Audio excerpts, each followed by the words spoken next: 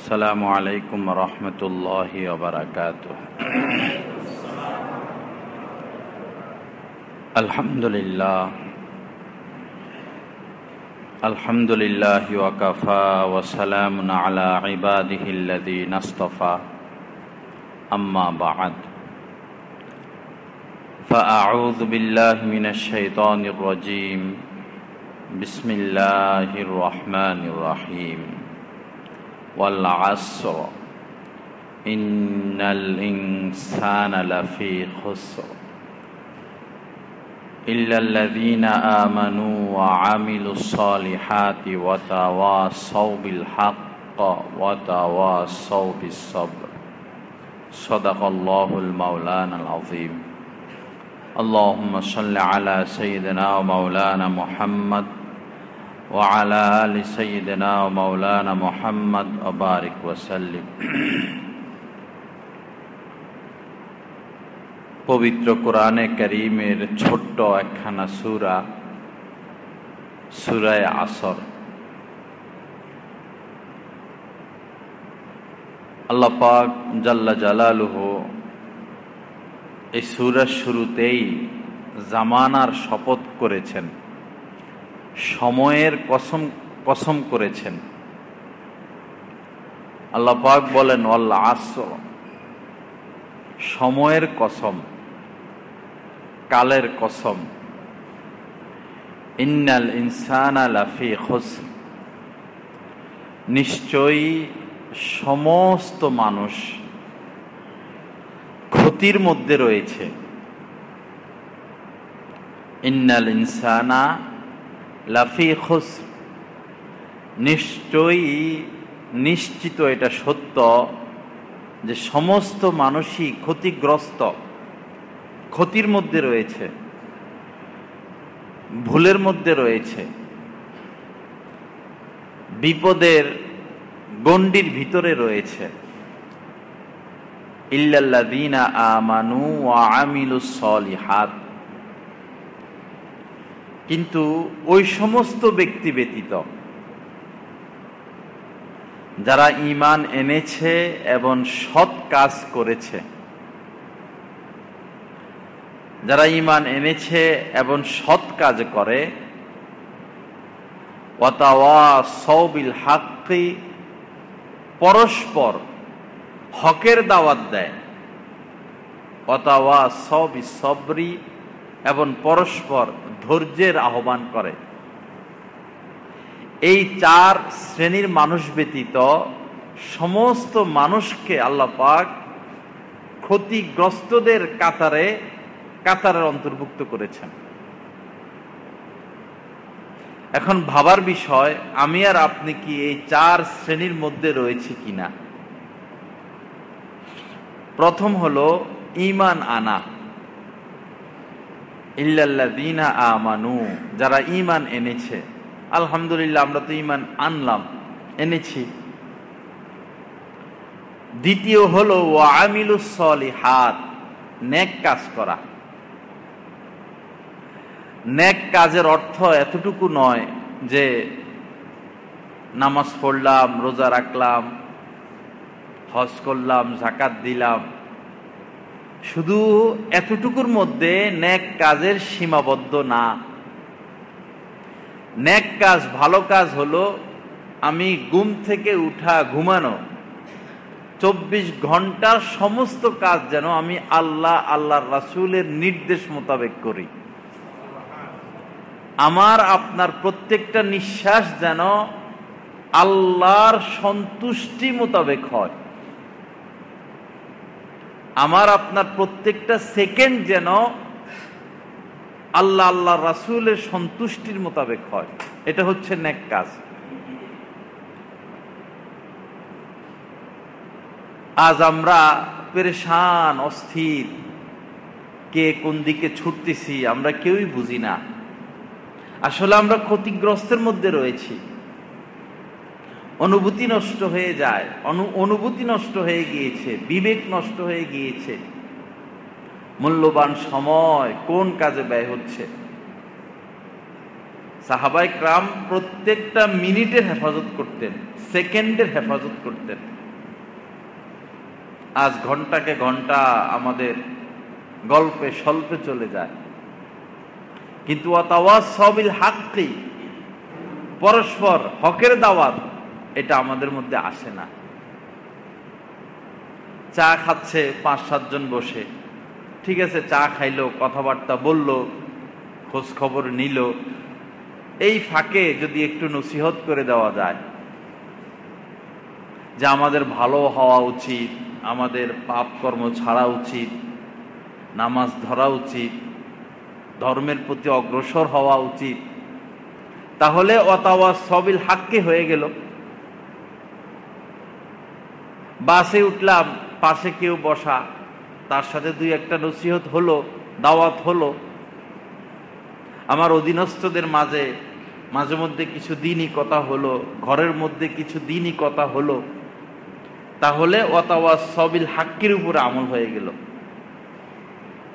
ভবিষ্যতে এমন পরিস্থিতি হয়তো হয়ে যাবে, আমাদের যারা নওজোয়ান বা যারা আসতেছে, এরা বুঝবে না কোন জিনিসটা জায়েজ, কোন জিনিসটা না জায়েজ, কোনটা করতে হবে, কোনটা ছাড়তে হবে। এখন তো আমরা যদিও পাপ করি, গুনাহ করি, কিন্তু বুঝি এটা পাপ, এটা গুনাহ, ছেড়ে দেওয়া উচিত। সামনে যে যারা আসতেছে, আমাদের পরে যারা উত্তরসূরি, এরা এটাও বুঝবে না, কারণ ওয়াতাওয়াসাউ বিল হাক্কির উপরে আমাদের আমল নাই।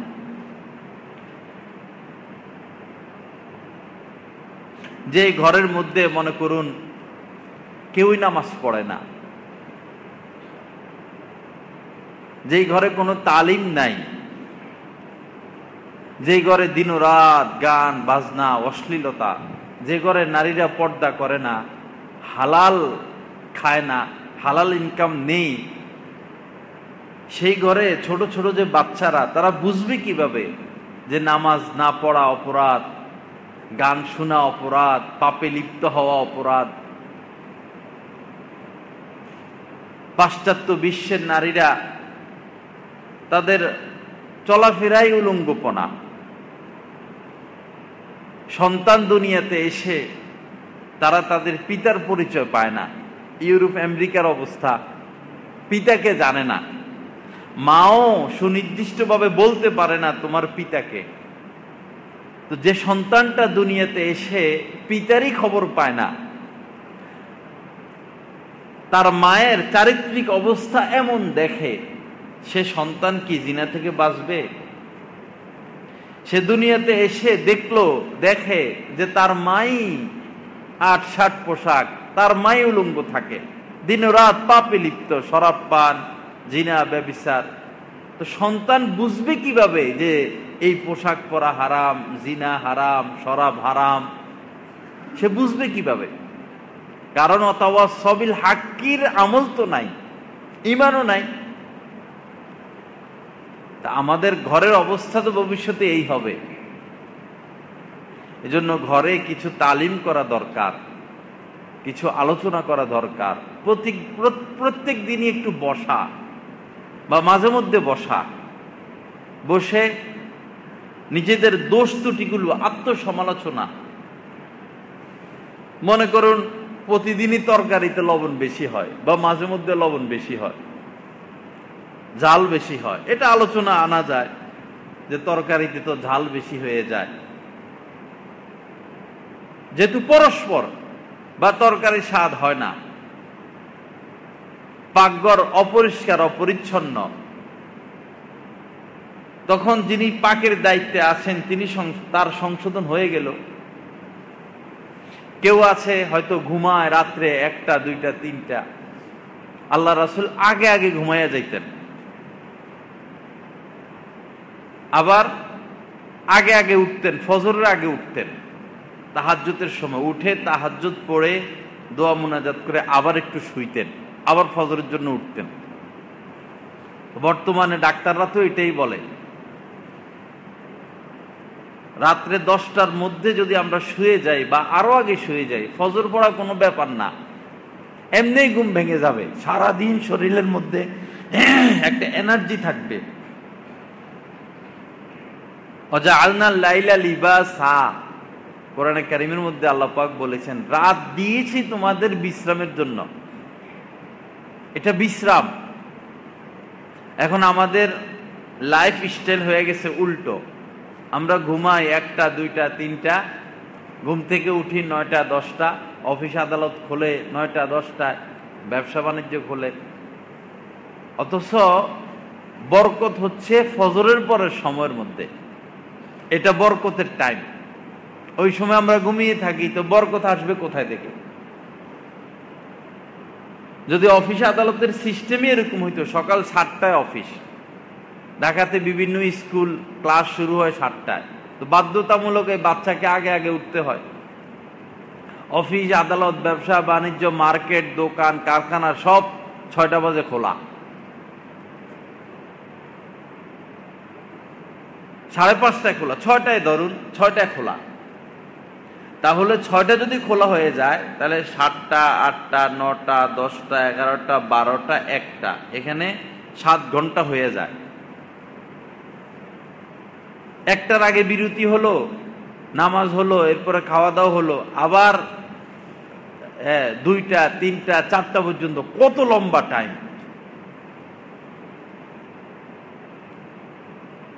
তো ইসলাম বিপরীত, সুন্নতের বিপরীত যেই কাজে আমরা করব সেটার মধ্যে বরকত থাকবে না। তো যেটা বলতেছিলাম, ঘরে এক সময় বসে এভাবে আলোচনা করে নেওয়া ভুল ত্রুটিগুলো, মনের ব্যথাটা। দেখা যায় স্বামী আর স্ত্রীর বিবাহ হয়েছে, এখন স্ত্রীর কোনো কথায় স্বামী আঘাত পাইছে, স্বামী এটা লুকাইয়া রাখছে। স্বামীর কোনো আচরণে স্ত্রী আঘাত পেল, স্ত্রীও এটা লুকিয়ে রাখলো। 1টা আঘাত 2টা আঘাত, 1টা মনে কষ্ট 2টা মনে কষ্ট, এভাবে লুকাইতে লুকাইতে বুক ভরা বেদনা স্বামীর অন্তরে স্ত্রীর প্রতি, ঠিক স্ত্রীর অন্তরেও স্বামীর প্রতি বুক ভরা বেদনা।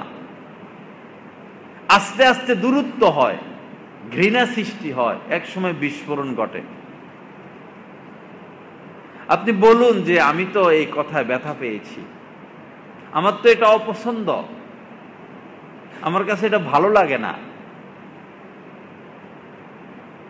এখন মহিলারা এই স্টাইলের, হেরা কথা শুনবে না।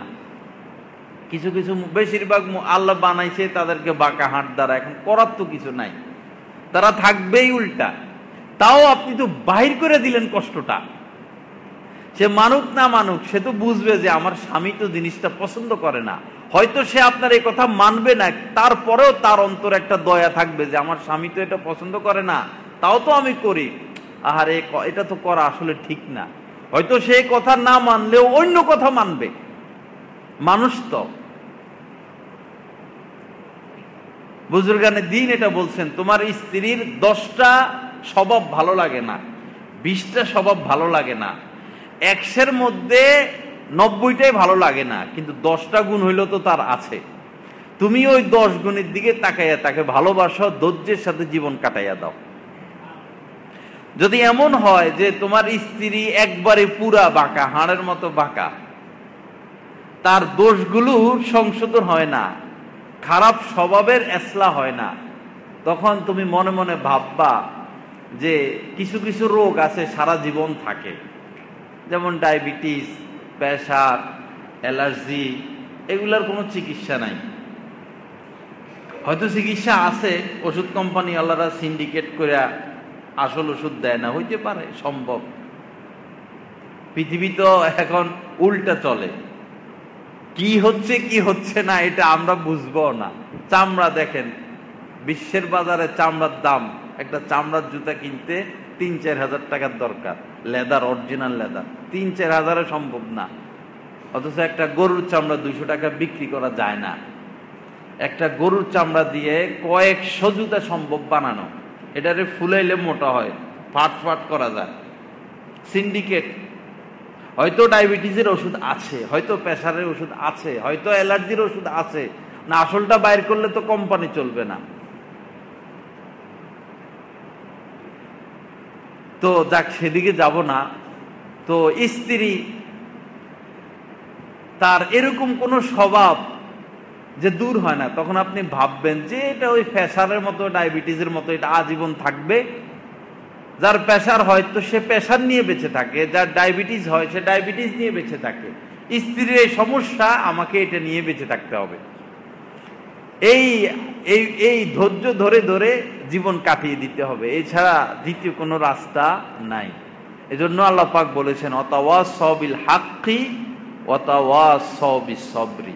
তারা ক্ষতিগ্রস্ত নয় যারা পরস্পর নসিহত অব্যাহত রাখে এবং ধৈর্যের নসিহত করতে থাকে, ধৈর্যের দাওয়াত দেয়, বাবা ধৈর্য ধরো, ধৈর্য ধরো, ধৈর্য ধরো। ধৈর্য ছাড়া আমাদের জীবন চলবে না। আল্লাহ পাক জাল্লা জালালু আমাদেরকে আমলের তৌফিক দান করেন, আমাদেরকে ইসলাম মোতাবেক চলার তৌফিক দান করেন। আরেকটা গুরুত্বপূর্ণ বিষয় হলো যে প্রত্যেক পিতা মাতা চায় সংসার না ভাঙুক। মনে করুন কোনো ব্যক্তি, স্বামী স্ত্রী, তাদের 5-7 জন সন্তান। এখন তারা চায় যে 5-7 জন হোক, 2-3 জন হোক, তারা চায় সংসার এক থাকুক। তো এতদিন শুধু তারা স্বামী স্ত্রী আর ছেলে মেয়ে। এখন বড় ছেলেকে বিবাহ করাইলো, ছোটটারে বিবাহ করাইলো, বড় ছেলের ঘরে 1-2টা হলো, ছোটটার ঘরে 1-2টা হচ্ছে, আবার তৃতীয় নম্বরটারে বিবাহ করাইলো, তার ঘরে হচ্ছে 2-3টা। এখন সংসার বড় হচ্ছে, কিন্তু পিতা মাতা চায় যে সংসার এক থাকুক। আবার সামাজিকভাবে মানুষ এটাকে দোষ মনে করে যে অমুকের সংসার ভাঙ্গা গেছে, সব ভিন্ন ভিন্ন হয়ে গেছে।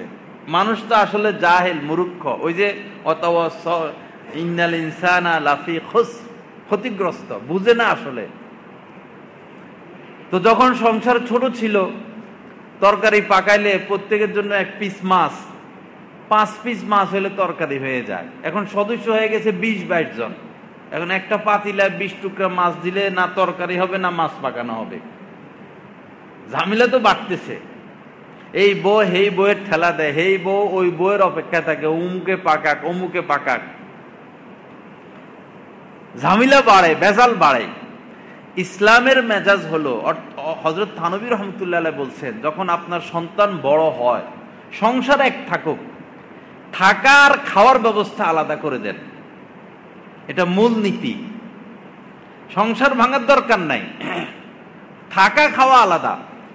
ছেলেকে বিবাহ করাবেন, তার জন্য একটা ঘর আগে নির্ধারণ করেন। তার থাকা, তার স্ত্রীর থাকা, পাকঘর, গোসলখানার আলাদা একটা ব্যবস্থা হোক। বিয়ে করাইছেন, কিছুদিন সাথে থাকুক, এরপরে তাদেরকে বুঝাইয়া দেন তাদের পাক আলাদা, তাদের থাকা আলাদা। দ্বিতীয় ছেলেকে বিবাহ করাইছেন, তার জন্য একটা ঘর হোক, তার থাকা খাওয়া আলাদা। তৃতীয় ছেলে, থাকা খাওয়া আলাদা। এই পদ্ধতি অনুসরণ করলে আপনার সংসার কোনোদিন ভাঙবে না, ঘরের মধ্যে কোনোদিন ঝগড়া হবে না, মনোমালিন্য হবে না। সবার থাকা খাওয়া আলাদা। এটা হচ্ছে সুন্দর পদ্ধতি। কোনোদিন সংসার ভাঙবে না, কোনোদিন মনোমালিন্য হবে না, বিস্ফোরণ ঘটবে না। আবার অনেক ভাইরা ভুল করে, মেয়েকে রেখে দেয় ঘরে। কেউ যদি মেয়েকে ঘরে রেখে দেয়, তো ওই মেয়ে জজ ব্যারিস্টারের মতো, জজ আর ব্যারিস্টার হয়ে যায় সে ঘরের মধ্যে। পুত্রবধূদের উপর সেই স্টিম রোলার চালায়। তার অত্যাচার অনাচারে পুত্রবধূরা ঘরে থাকতে পারে না, দামই দেয় না, পাত্তাই দেয় না। মেয়েকে যদি রাখতে হয় তাহলে তাকেও আলাদা করে দিবেন। আলাদা বলতে তার থাকা খাওয়া আলাদা। সংসার এক থাকুক, থাকা খাওয়া আলাদা। না হলে ঘরের মধ্যে অস্থিরতা, পেরেশানি চলতেই থাকবে। আল্লাহ পাক আমাদেরকে সহি বুঝ দান করেন। আল্লাহ রাসূল দেখেন, প্রত্যেক বিবির জন্য আলাদা আলাদা ঘর। সুবহানাল্লাহ। 2 বিবি রাসূলের এক ঘরে ছিল না, প্রত্যেক বিবির আলাদা আলাদা ঘর ছিল। হযরত ফাতেমাকে বিবাহ দিয়েছেন রাদিয়াল্লাহু তাআলা আনহা, তারও প্রথমে দূরে ছিল তার ঘর, পরে রাসূলের বাসার পাশে তার বাসার ব্যবস্থা করা হয়েছে আলাদা। মেয়েকে নিজের সাথে রাখেন নাই, অথচ কলিজার টুকরা ছিল। কাজ করতে করতে কত কষ্ট হইতো, নিজের সাথে রাখতে পারতেন, রাখেন নাই, আলাদা ঘরের ব্যবস্থা করে দিচ্ছেন। এবং সকলের সংসার খরচ আলাদা। প্রত্যেক স্ত্রীর 1 বছরের সংসার খরচ আল্লাহ রাসূল একসাথে দিয়ে দিতেন, যার যারটা তার হাতে বুঝাইয়া দিতেন। কিন্তু তারা যেহেতু নবীর সোহবত পাইছেন, দান সদকা করে দিতেন, রাখতেন না, সেটা তাদের ব্যক্তিগত বিষয়। কিন্তু রাসূল আগেই 1 বছরের বাজেট প্রত্যেক ঘরে ঘরে দিয়ে দিতেন, এবং কার ঘরে কোন দিন কার ঘরে থাকবেন এটাও সুনির্ধারিত ছিল। বাকি সাধারণত আল্লাহ রাসূল মাগরিবের পরে যে আজকে রাত্রে যে ঘরে থাকবেন, এই ঘরে মাগরিবের পরে আল্লাহ রাসূল তাশরিফ নিতেন। যদি মদিনায় থাকতেন, কোনো গুরুত্বপূর্ণ কাজ না থাকতো, ওই ঘরে রাসূল যাইতেন আসর মাগরিবের পরে। সমস্ত স্ত্রীরা, আওলাদ, মানে সবাই ওই ঘরে উপস্থিত হতেন, কথাবার্তা হইতো, গল্প স্বল্প হইতো, নসিহত করতেন।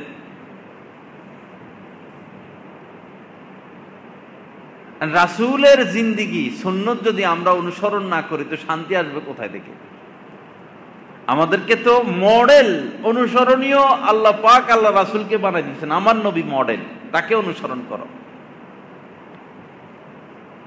আল্লাহ পাক আমাদেরকে সহি বুঝ দান করেন, আল্লাহ পাক আমাদেরকে ইসলাহ তাসকিয়া নসিব করেন, আমাদেরকে রাসূলের জিন্দিগি জানা বুঝা সেই অনুযায়ী আমলের তৌফিক দান করেন। তো সমস্ত মানুষ ক্ষতিগ্রস্তের মধ্যে রয়েছে। 4 শ্রেণী ব্যতীত যারা ঈমান এনেছে, সৎ কর্ম করে, সবসময় ভালো কাজ, সবসময় ভালো কাজ। বাস্তব একটা অভিজ্ঞতা হলো, আপনার অধিকাংশ বন্ধু বান্ধব, উঠা বসা, চলাফেরা, আড্ডা যাদের সাথে, তারা যদি গুনাহগার হয়, প্রকাশ্যে অপ্রকাশ্যে পাপে লিপ্ত হয়, আপনি কোনোদিন পাপ মুক্ত হতে পারবেন না। কিছু কিছু মানুষ এমন রয়েছে, এটা যে পাপ, এটা যে অপরাধ, অন্যায়, এই অনুভূতিটাও নষ্ট হয়ে গেছে।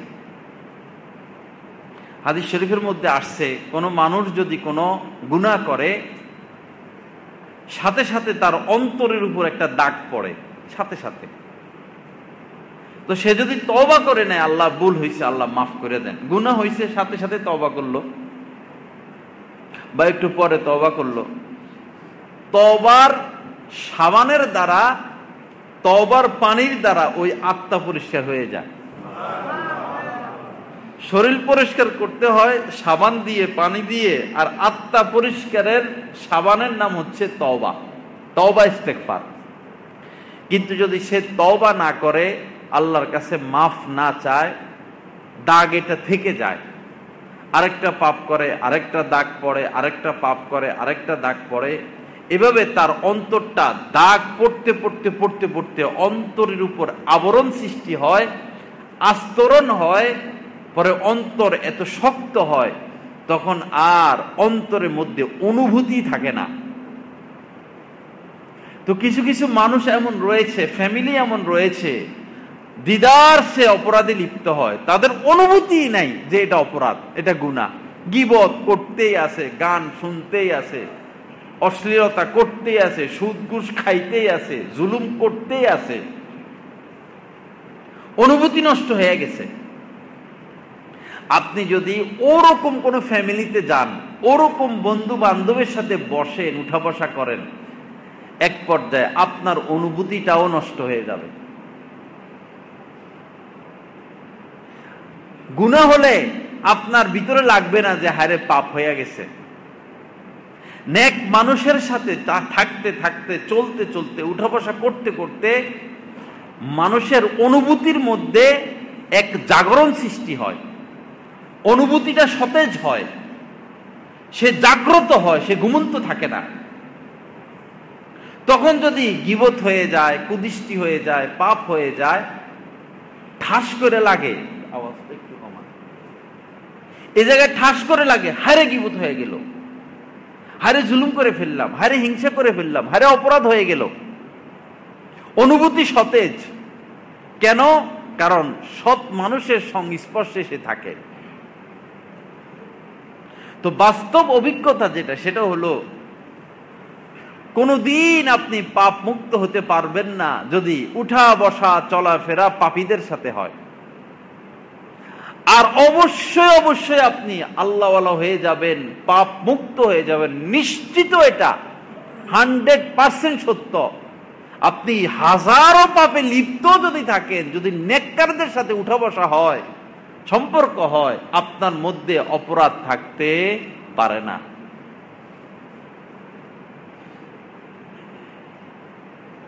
তো এজন্য নেককারদের সাথে উঠা বসা করা। অসবির নাফসাকা, অসবির নাফসাকা মাআল্লাযীনা ইয়াদউনা রাব্বাহু। কোরআনে কারীমের মধ্যে আল্লাহ পাক আল্লাহর রাসূলকে বলতেছেন অসবির নাফসাকা। নাফসাকা মানে আপনি আপনাকে, যারা সকাল সন্ধ্যা আল্লাহর সন্তুষ্টির আশায় জিকির করে, অর্থাৎ নেককার যারা, রাসূলকে আল্লাহ পাক বলতেছেন যারা নেককার, তাদের সাথে আপনি আপনাকে ধৈর্যের সাথে, মজবুতির সাথে লাগিয়ে রাখুন, জড়িয়ে রাখুন। নবীকে বলতেছেন নেককারদের সাথে নিজেকে আপনি জড়িয়ে রাখুন। নবীকে বলে আমাদেরকে শিক্ষা দিচ্ছেন, নবীকে বলে আল্লাহ পাক আমাদেরকে জানিয়ে দিচ্ছেন যে নেককারদের সোহবত কখনো তোমরা ছেড়ো না, তাদের সাথে লেগে থাকো। আমার শায়েখ ও মুর্শিদ আল্লামা শাহ আব্দুল মতিন বিন হুসাইন সাহেব দামাত বারাকাতু মজরুদ বলেন যে যাদের দীর্ঘদিনের পাপের অভ্যাস, তারা পাপ থেকে মুক্ত হতে হলে দীর্ঘদিন তাদেরকে সোহবতে থাকতে হবে, দীর্ঘ সোহবত। আপনার সামান্য অসুখ, ডিসপেন্সারি থেকে একটা ট্যাবলেট, 2টা ট্যাবলেট খাইলেই শেষ। অসুখটা আর একটু বেশি, তখন MBBS এর কাছে যেতে হয়। উনি ব্যবস্থাপত্র দিয়ে দেয়, 2-3 দিনের মাথায় আল্লাহ চায় তো আপনি সুস্থ হন। আপনার অসুখ মারাত্মক হয়ে গেছে, তখন ডাক্তারে বলে আপনি ভর্তি হন, ভর্তি থাকতে হয়। অসুখ আরো মারাত্মক, বিছানা থেকে উঠাই সম্ভব না, তখন ভৈরবের হাসপাতাল বলে বাগলপুর যান, বাগলপুর বলে ঢাকা যান। আরো মারাত্মক হলে বলে ভারতে যান বা সিঙ্গাপুর যান। এখন আপনি কি পরিমাণ অপরাধে লিপ্ত আপনার বিবেচনা আপনি করেন। যদি অপরাধ মারাত্মক পর্যায়ে হয়, তাহলে কোন আল্লাহওয়ালার সাথে এভাবে লাগে থাকতে হবে অনেকদিন, অর্থাৎ তার সোহবতে চিল্লে দিতে হবে, সাল দিতে হবে। আগের জামানায় মানুষ 30 বছর 40 বছরও আল্লাহওয়ালাদের সোহবতে পড়ে থাকতেন, টানা পড়ে থাকতেন। আগের জামানায় এখন যেরকম তাবলিগে 3 দিন, 1 চিল্লা 1 সাল, এটা আগের জামানায় ছিল না। আগের জামানায় চিল্লা লাগাইতো আল্লাহওয়ালাদের সোহবতে, আল্লাহওয়ালাদের খানকায় সাল লাগাইতো, বছরকে বছর তাদের সোহবতে পড়ে পড়ে থেকে থেকে নিজের ইসলাহ করতেন, নিজের সংশোধন করতেন। অর্থাৎ যার অপরাধ যেমন, আপনার অপরাধ কম, আপনি সপ্তাহে একবার সোহবত পেলে হলো। আপনার অপরাধ আরেকটু বেশি, আপনি সপ্তাহে 2-3 বার, আরো বেশি, প্রতিদিন আরো বেশি আরো বেশি, তাহলে লেগে থাকতে হবে, সাথে সাথে থাকতে হবে। থাকতে থাকতে থাকতে থাকতে পাথর যত শক্তই হোক না কেন, পাথরের উপরে ফোঁটা ফোঁটা পানি পড়লেও ওই পাথর একদিন ছিদ্র হয়ে যায়। আপনার অন্তর আত্মা যত শক্ত হোক, আপনি যত পাপী হন, যত অপরাধী হন না কেন, যদি নেককারদের সোহবত পেয়ে যান আর সোহবতে লেগে থাকেন অসবীরের মতো ধৈর্যের সাথে, আল্লাহওয়ালাদের সোহবতে যাওয়ার ক্ষেত্রে শয়তানে অসওয়াসা দেয়, আরে সেখানে কেন যাইবে, আমাদেরকেও দেয়। আমরা যখন হযরতের কাছে যাই, মাসিক ইজতেমা যাই, ওই দিন কত কাজ, বাচ্চা অসুস্থ, মাদ্রাসার মধ্যে এই ঝামেলা, ও মিটিং আছে, নেগরানি আছে, এত কাজের চাপ, যাওয়ার কোনো সুযোগ নাই। তখন আয়াত মনে পড়ে যে শয়তান তো অসওয়াসা দিবে, শয়তান তো বাধা দিবে, শয়তান তো কাউরে ভালো হইতে দিবে না। তখন ওই হাদিসের দিকে নজর যায়, আয়াতের দিকে নজর যায়, যুদ্ধ করে পরে বাইর হইয়া যায়। এক হিসেবে যুদ্ধ করা লাগে, এত দূর যাইবা, আচ্ছা পরের মাসে গেলা, এই মাসে না গেলা, এইভাবে অসওয়াসা দিতে থাকে। তা আমাদেরকেও এরকম অসওয়াসা দিবে, বাধা দিবে। শয়তান কাউকে ভালো হইতে দিবে না, আমাদেরকে তার সাথে যুদ্ধ করতে হবে। আল্লাহ পাক আমাদেরকে সহি বুঝ দান করেন। আল্লাহ পাক আমাদেরকে নেককারদের সাথে লেগে থাকার তৌফিক দান করেন। ব্যবসা করবেন, ভালো কথা, আপনি পার্টনার খুঁজবেন নেককার, অবশ্যই নেককার পার্টনার আছে। আপনি যদি ধোঁকাবাজ, এই কিসিমের কারোর সাথে ব্যবসা করেন, সে তো আপনারা ধোঁকা দিবেই। যে নামাজই পড়ে না, যে হালালি খায় না, যে আল্লাহর নাফরমানি করে, সে কি তার বন্ধুর নাফরমানি করতে পারে না?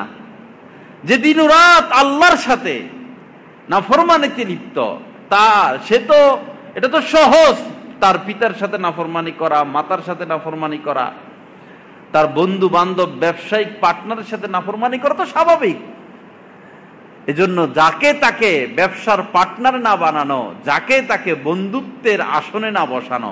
ওয়ালা তুসাহিবিল্লাহ মুমিনা, আল্লাহ রাসূল বলে দিয়েছেন, উঠা বসা করবা না, বন্ধুত্ব করবা না মুমিন মুত্তাকি ব্যতীত, কারণ এরা ধোঁকা দিবেই তোমাকে। সন্তান দিনদার হইলে মা বাপ পেরেশান হয়, আরে নামাজ পড়া শুরু করছে। একটা ছোট বাচ্চা কথা এখনো পুরা বলতে পারে না, কিন্তু সে আল্লাহ বলা শিখছে। কোথায় বসলে আল্লাহ বলে, মাঝে মধ্যে সে আল্লাহ বলে।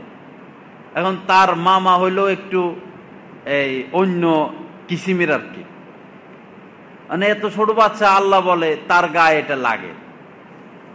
পরে সে এক পর্যায়ে বলেই বলছে যে এটা তো মনে হয় কাফের হইয়া যাইতেছে, আল্লাহর নাম নেয় বলতেছে কাফের হইয়া যাইতেছে।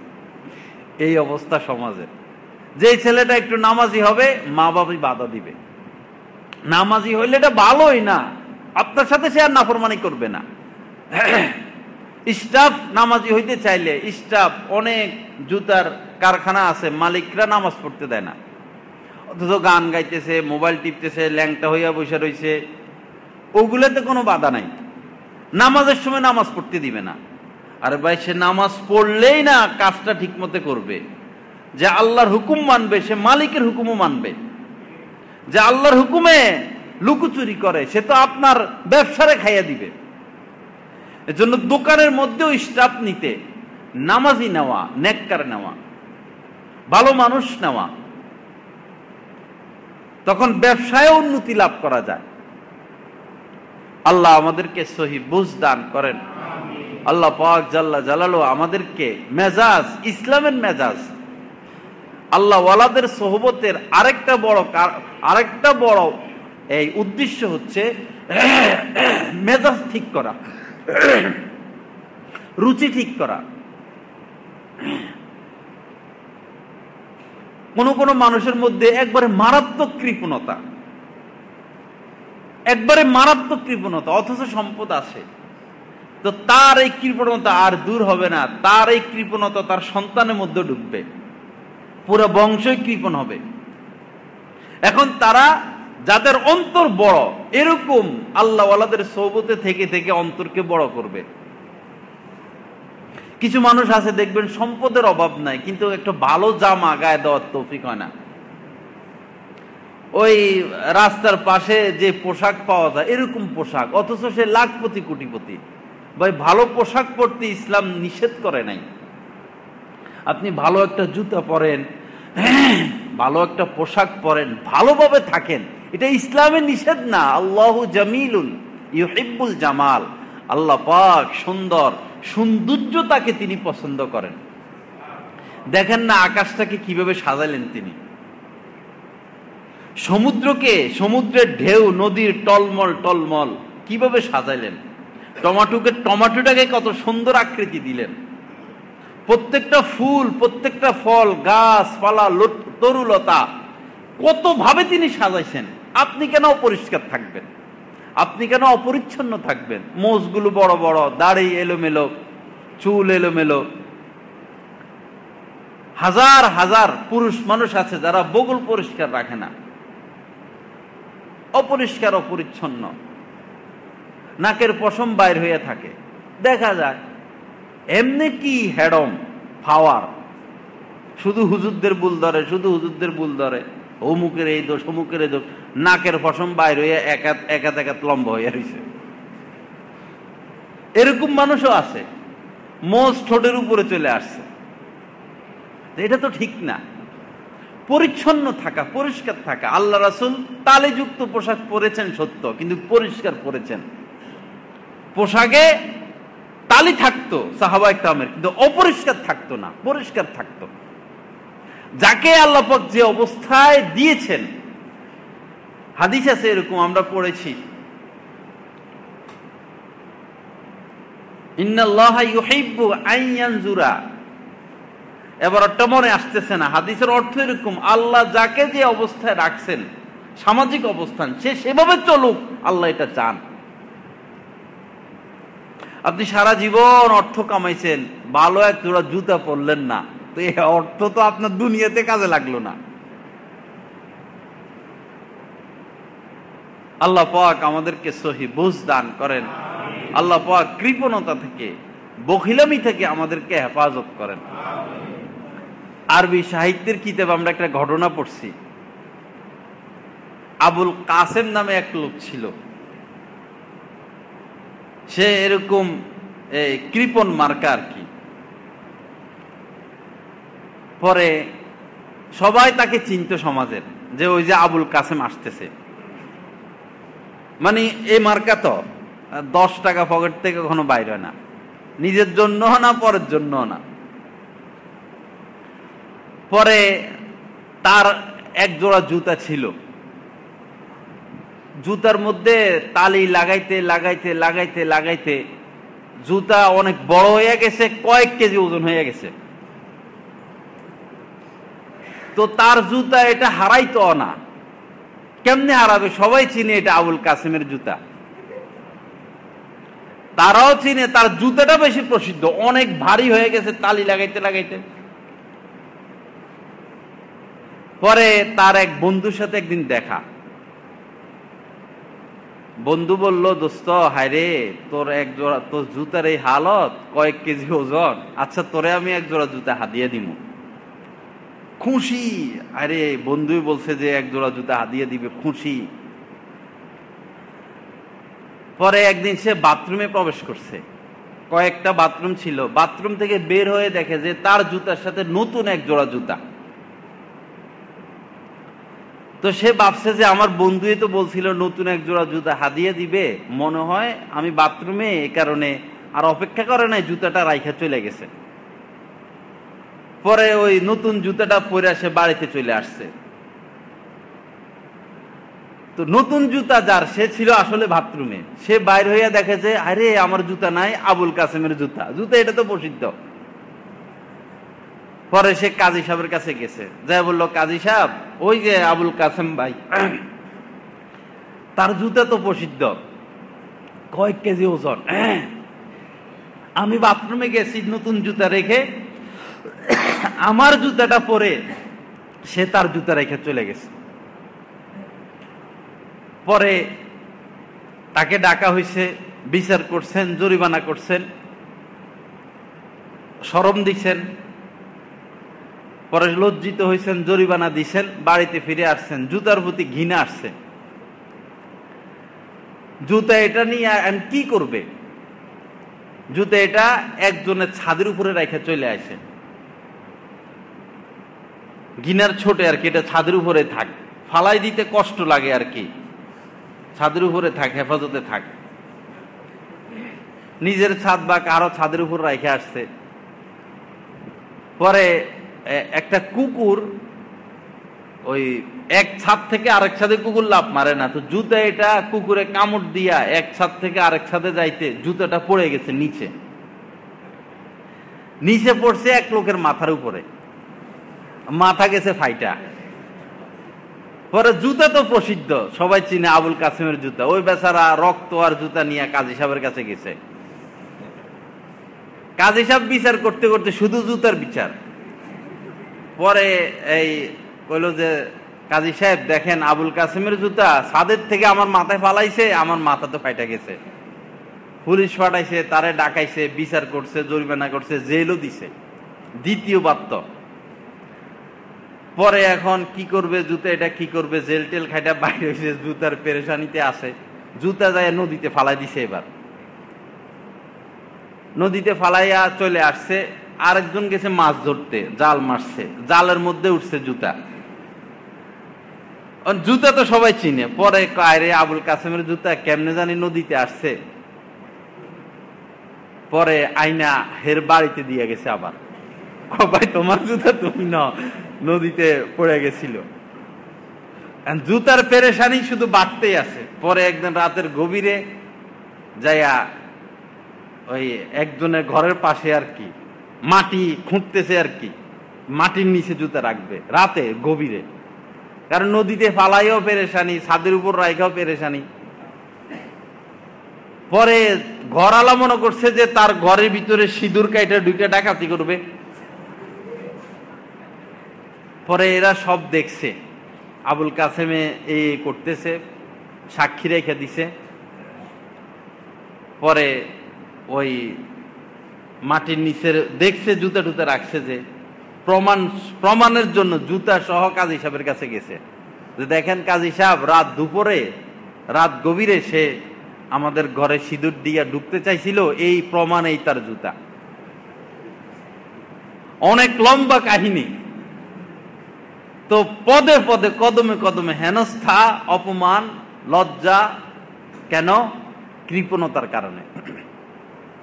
এই জন্য কৃপণ হতে নাই। সম্পদ আল্লাহ দিয়েছেন, খরচ করেন, খরচ করতে কোনো বাধা নাই।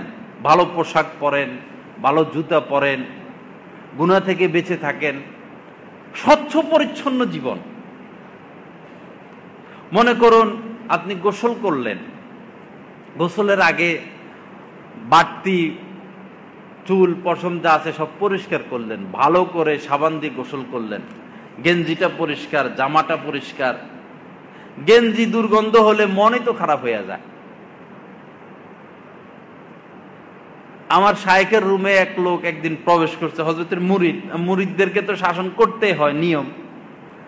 তো হযরত বললেন যে, হয়তো যেখানে আসছে, বলল তোমার জামা কয়টা?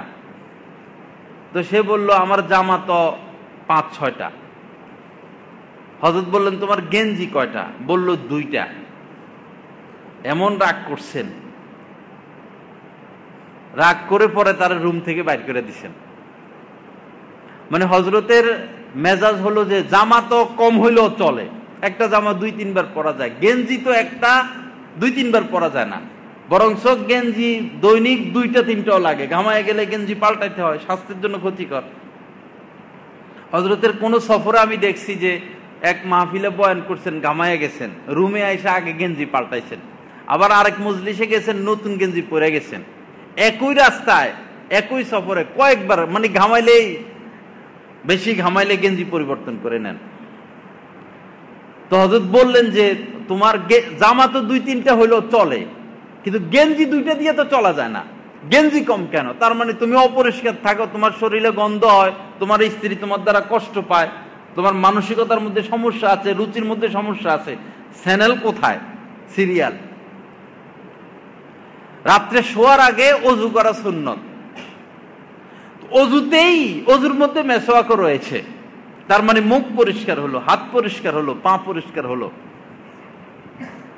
পাশাপাশি যদি আপনার শরীর ঘেমে যায়, আপনি স্ত্রীর সাথে থাকবেন, সন্তান পাশে আছে, সন্তানও তো কষ্ট পাবে, আপনি শোয়ার পোশাক আলাদা করলেন, বা অন্তত গেঞ্জিটা পাল্টাই নিলেন, শোয় তো গেঞ্জি পরা। স্ত্রীরও এই দায়িত্ব, সে ওযু করবে, মেসওয়াক করবে, প্রয়োজনে ব্রাশ করবে, তার পোশাক পরিবর্তন করবে। যে সমস্ত মহিলাদের শরীর বেশি ঘামায়, তারা শোয়ার আগে প্রয়োজনে গোসল করে নিবে। ড্রেস, কমসে কম ড্রেস পরিবর্তন করতে হবে, না হলে তার স্বামী কষ্ট পাবে, স্বামীর রুচি, তার স্বামীর তার প্রতি ঘৃণা সৃষ্টি হবে। স্ত্রীদেরকে শরীয়তে স্ত্রীকে কখন কখন শাস্তি দেওয়ার অনুমতি আছে। কয়েক ক্ষেত্রে স্বামী তার স্ত্রীকে শাস্তি দিতে পারবে, তার মধ্যে একটা হলো যদি সে সাজগোজ না করে, যদি সে সেজেগুজে না থাকে, অপরিষ্কার অপরিচ্ছন্ন থাকে, সেই ক্ষেত্রে শরীয়তের সীমায় রেখে, শরীয়তের সীমায় সীমার গণ্ডির মধ্যে থেকে স্ত্রীকে শাস্তি দিতে পারবে।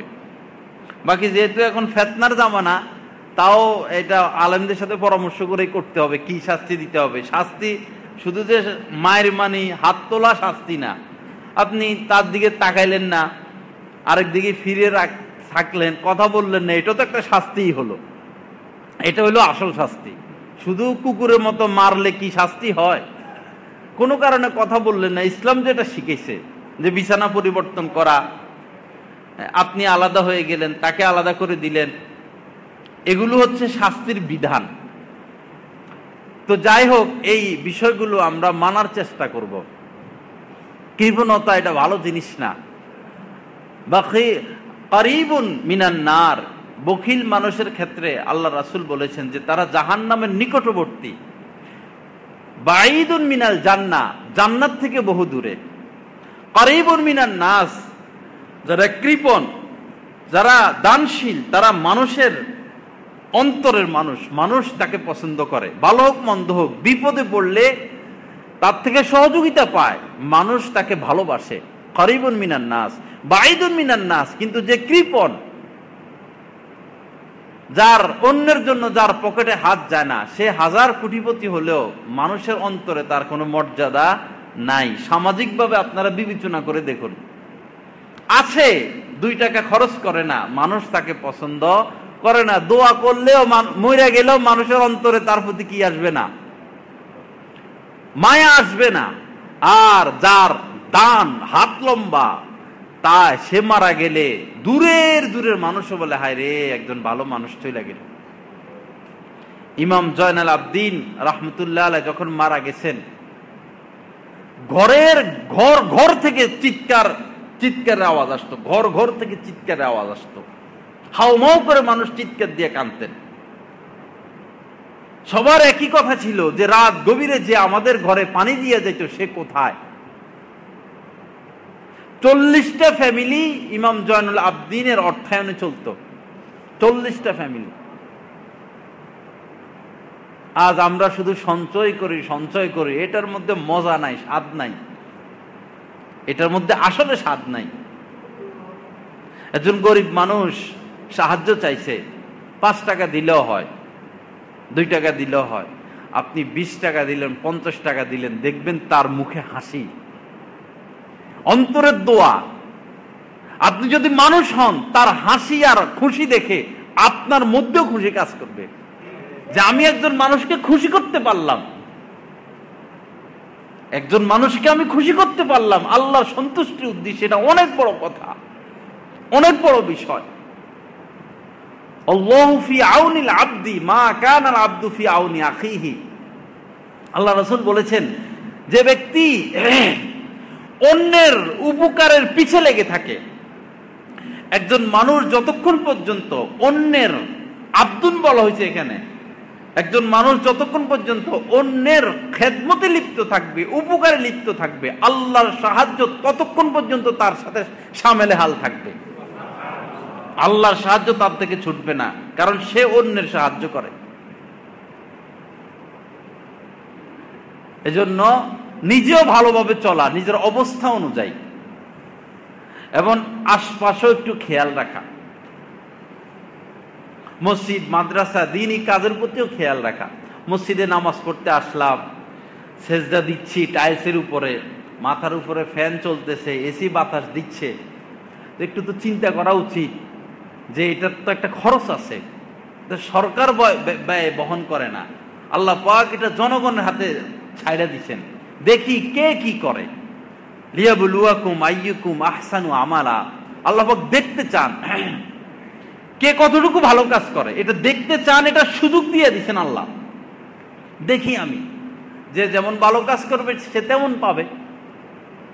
তো এই জন্য একবারে চুপ করে পড়ে না থাকা। অনেক মানুষ আছে কিন্তু 10টা টাকা পকেট থেকে বাইরে হইব না, এত এরকম শক্ত মানুষ। তো যারা দ্বীনের কাজে এরকম শক্ত, এরা নিজের কাজেও এরকম শক্ত, এরা পেট ভরে একটু খায় না। রূপালী আম যখন মুখে দেয় মনে হয় জান্নাতি মজা, এরকম না রূপালী আম। কোথায় থেকে রূপালী আমটা আসলো, এত স্বাদ। তো রূপালী আম দেখে দেখে হাঁটা যায়, কিন্তু পকেট থেকে টাকা বাইর করে যে 5 কেজি আম কিনবে এই তৌফিক তাদের হয় না, অথচ কোটিপতি, অথচ টাকা পয়সা আছে, এরকম বহু কোটিপতি আছে। একটু ভালো মাছ কিনবে, ভালো তরকারি কিনবে, ভালোভাবে খাইবে, ভালোভাবে ঘুমাবে না, শুধু জমাও জমাও। তো জমায় লাভ কি? ব্যাংকের এক এক স্টাফের বেতন 60-70 হাজার টাকা, তারা কলমের পোস্ট মারা মারা হাজার হাজার টাকা কামাইয়া নিতেছে। আপনার টাকা আরেকজনের সুদের মধ্যে লাগাইয়া তাদের ব্যাংক উন্নত করতেছে, আপনার লাভ কি? আপনি 10 কোটি 20 কোটি টাকার মালিক, মরার সময় যদি কন যে 20 কোটি টাকার মালিক একটু আনো তো দেখি, আছে কোনো ব্যাংকে 20 কোটি টাকা একসাথে? এই কাগজে কলমের হিসাব। তো কিসের পিছে আমাদের সময় যাচ্ছে? কোন জল্পনা কল্পনায় আমরা ব্যস্ত? কিসের পিছে দৌড়তেছি আর ছুটতেছি? আল্লাহ পাক আমাদেরকে বিবেক দান করেন, আল্লাহ পাক বুদ্ধি দান করেন, আল্লাহ পাক সহি বুঝ দান করেন। তো শেষ কথা হলো, আমরা ভালোভাবে চলি, ভালো খাই, কুলু অশ্রবু। আল্লাহ বলছেন খাও খাও বান্দারা, খাও, কুলু খাও, খেতে থাকো, অশ্রবু খুব পান করো, খাও পান করো, তবে ওয়ালা তুসরিফু অপচয় করো না। অনেক বেশি, অনেক ভালো ভালো ফ্যামিলিতে দেখা যায় বাচ্চাদেরকে ভাত দেয়, অর্ধেক খায় অর্ধেক নষ্ট করে। কেন? সে যতটুকু খাবে তাকে ততটুকু দেন, বা আরো কম দেন, প্রয়োজনে নিবে। খানা নষ্ট করতে নাই, একটা ভাত যেন নষ্ট না হয়। আমি দেখছি এভাবে, আমার শায়েখ খানকা দিয়ে হাঁটে যাইতেছেন, একটা ভাত পড়েছিল, তিনি উঠাইয়া সেটা খেয়ে ফেলছেন। অথচ ভাতটা একটা চাদরের উপরে পড়া ছিল, ভাতটা মোটাও ছিল, উনি তো চিকন চাউল খান। তো অপচয় যেন না হয়। চা খাইলে দেখা যায়, আমার রুমও অনেক মানুষ আছে চা খায়, দেখি পরে নিচে একটু রাইখা দেয়। ভাই নিচে রাইখা দিলেন, এটা অর্থ কি? এটা কিসের সামাজিকতা? একটা হেডম দেখায় আর কি, আমরা একটু খাই একটু রাইখা দিই। ওলা তুসরিফু, অপচয় করো না, চা পুরোটা খেয়ে ফেলবেন। মনে করেন বাসায় গেছেন, আপনাকে বিস্কিট দিল, চানাচুর দিল, এখন যদি প্লেটের বিস্কিট সব খাইয়ে ফেলেন, তাহলে ঘরের লোক বলবে না দান কিসিমের মানুষ মনে হয়, জীবনে বিস্কিট আর দেখে নাই। আপনাকে দিছে শরবত, এখন শরবত যদি রেখে দেন, এটা তো কেউ মুখ দিবে না। শরবত খেলে পুরা গ্লাস খেয়ে নিবেন, চা খেলে পুরা গ্লাস খেয়ে নিবেন। পিন্নি দিল, সেমাই দিল, নুডলস দিল, যেটা ঘরের লোক ফেলে দিবে, যে জাতীয় খাদ্য, সেটা আপনি পুরা খাবেন। পুরা খেতে না পারলে মনে করেন 5-7 জন, নুডলস দিছে 5-7 প্লেট, সেমাইও দিল, এখন প্রত্যেক প্লেটে বেশি বেশি, তো এক প্লেট খেতে পারবেন না। তখন আপনি শেয়ার করবেন যে আমরা 2 জনে মিলে প্লেট খাই, বা আমরা 3 জনে মিলে একটা প্লেট শেষ করি। এই জাতীয় খাদ্য যেটা ঘরওয়ালা ফেলে দিবে, এটা শেষ করতে হবে। কিন্তু আম দিল প্লেট, ওই যে হে আমার কি রূপালী, আপনার তো কিনা খাওয়ার তৌফিক হয় না, দিছে একবারে সাফা করে ফেলছেন। এটা খাইলে, এটা করলে তো হেরা করবো বাপরে বাপ, কিরকম মেহমান আসলো, সব শেষ করে ফেলছে। আম কিছু রেখে দেওয়া ভালো, আপেল দিলেও কিছু রেখে দিলেন, মালটা দিলেও কিছু রেখে দিলেন, বিস্কিট চানাচুর কিছু রেখে দিলেন। কিন্তু যেটা তারা ফেলে দিবে সেটা না রাখা, সেটা খেয়ে নেওয়া, এটা সামাজিক বুঝ। এটা কি আর কোরআন হাদিসে লেখা আছে? এটা তো আর কোরআন হাদিসে লেখা না, এটা আমরা বুজুর্গদের কাছে দেখছি, শায়েকের কাছে যাই যায় শিখছি, দিনকে দিন মাসকে মাস শায়েকের সোহবতে থেকে থেকে এগুলো শিখছি। এবং দেওয়ার ক্ষেত্রেও বুজুর্গানের দিনদের নিয়ম আছে। খেজুর দিলেন বেজোড়, সবসময় বেজোড়। খেজুর দিলেন 3টা দিবেন, 5টা দিবেন, 7টা দিবেন, এরকম বেজোড়। কারণ আল্লাহ বেজোড়, আল্লাহ পাক বেজোড়কে পছন্দ করেন। সুবহানাল্লাহ। বেজোড় রাখা, সম্ভব হলে আপনার জামা বেজোড়, হ্যাঁ আপনার জুতা বেজোড়। আল্লাহ বেজোড়, বেজোড়কে তিনি পছন্দ করেন। এজন্য মেহমানদারের ক্ষেত্রে বেজোড় হওয়া ভালো। ওই প্লেটের যেটা দেওয়ার সেটা বেজোড় দিলেন, এটাও বুজুর্গানের দিনদের একটা শিক্ষা। শিখতে হয়, শিখতে হবে ভাই। বই পুস্তক পড়ে সরাসরি আপনি যদি তর্জমা পড়তে যান, কি বুঝবেন আর কি আমল করবেন? কোন বই পড়তে হবে, কোন তর্জমা পড়তে হবে, কোন তাফসির পড়তে হবে, এটা কোনো আলেমকে জানাতে হবে, তার পরামর্শে। বাজার ঘাটে রাস্তাঘাটে কত বই পুস্তক পড়ে থাকে, এগুলো তো ধরা যাবে না। রাস্তাঘাটের জিনিস তো আমরা খাই না, রাস্তাঘাটে বসে বসে ওষুধ বিক্রি করলো, আমরা সেটা কিনি না। MBBS এর পরামর্শ নেই, বিশেষজ্ঞের পরামর্শ নেই। ধর্মীয় ক্ষেত্রেও আমাদের বিশেষজ্ঞদের পরামর্শ নেওয়া উচিত, তখন আর আমরা ইনশাল্লাহ গুমরা হব না। আল্লাহ পাক জাল্লা জালালু আমাদেরকে আমলের তৌফিক দান করেন, আমাদেরকে সহি বুঝ দান করেন, আমাদেরকে ইসলাহ এবং তাসকিয়া নসিব করেন। যে কথাগুলো আলোচনা হলো প্রত্যেকটা কথার উপর আমাদেরকে আল্লাহ পাক নিজ করমে আমলের তৌফিক দান করেন। ওয়া আখির দাওয়ানা আলহামদুলিল্লাহি রাব্বিল আলামিন। সাল্লাল্লাহু আলা নবিয়্যিল কারীম।